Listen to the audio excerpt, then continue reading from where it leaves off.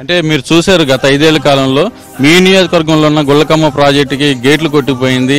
నియోజకవర్గంలో సిట్టింగ్ ఎమ్మెల్యేని కూడా తీసి పక్కన పెట్టిన పరిస్థితి.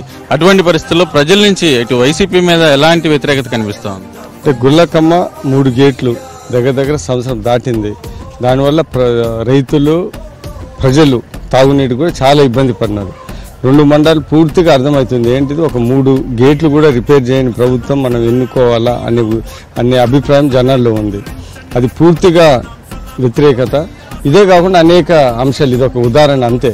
జనాలు ఏమనుకుంటారంటే 3 గేట్లు రిపేర్ చేయని వీళ్ళు 3 రాజధానులు కడతారా, అసలు పోలవరం కట్టగలరా, అలాంటి ఆలోచనలు జనాల్లోకి వెళ్ళింది. అందుకని చాలా వ్యతిరేకత ఉంది.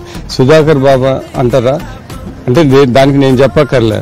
జగన్మోహన్ రెడ్డి ఆయన తీసేసంటే ఆయన వ్యతిరేకత ఉన్నట్టే లెక్క. సో ఆ వ్యతిరేకత ఎంతవరకు నాకు పనిచేస్తే ఈ ఎలక్షన్ తెలుస్తుంది. అంటే మీరు టీడీపీ వైపు నుంచి కూడా ఇంటింటికి తిరుగుతూ సూపర్ 6 పథకాలు కావచ్చు, మేనిఫెస్టో కావచ్చు, మొత్తం కూడా ప్రచారం చేస్తున్నారు. నియోజకవర్గానికి ఏం చేస్తామని చెప్తున్నారు? నియోజకవర్గానికి చాలా అభివృద్ధి చేశాము, సంక్షేమ కార్యక్రమాలు చేశాము.